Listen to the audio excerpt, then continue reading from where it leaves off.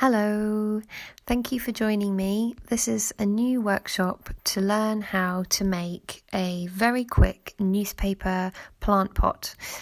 Today we're going to be learning how to plant a little seed of flower or vegetable to grow in your garden or windowsill to attract bees and other pollinators. And as you can see, hopefully, that I'm wrapping just a glass jar in some newspaper. I folded the newspaper in half and I'm rolling the newspaper around the jar. And actually, you don't need anything else to make this. If it doesn't stick, you can use some masking tape.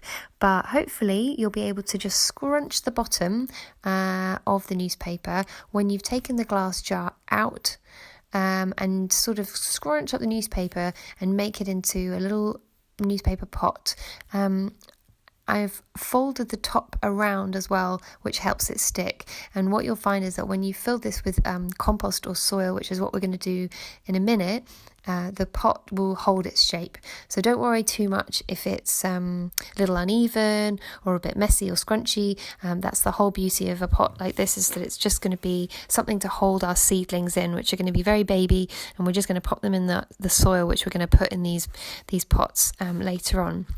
So once you've taken the glass jar out, you fold the top around, and honestly don't worry if it's a bit scrunchy. That's the whole beauty of it, and you'll see with mine all just slightly different shapes, so it really doesn't matter at all. And the great thing about newspaper is that you can just plant these once you've grown the seeds into little flowers or seedlings. Once you see them come up through the soil, you can plant them in the garden, and you don't need to take them out of the newspaper. The newspaper will just rot away in the soil and it doesn't hurt the garden.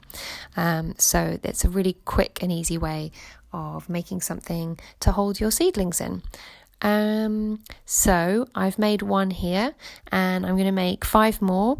And then hopefully in the next video, you'll be with me to fill them each with soil and plant some flowers in them. I've made 6 because I'm going to try and focus a lot of my workshops around the hexagon shape, which is in a honeycomb in a beehive. And hexagons have, you guessed it, 6 sides. So I'm going to focus on the number 6. That's my lucky number. Maybe you have a lucky number as well. But 6 is mine. So I've made 6 little vessels for my flowers. Have fun, good luck, and I'll see you soon. Take care. Thank you. Bye.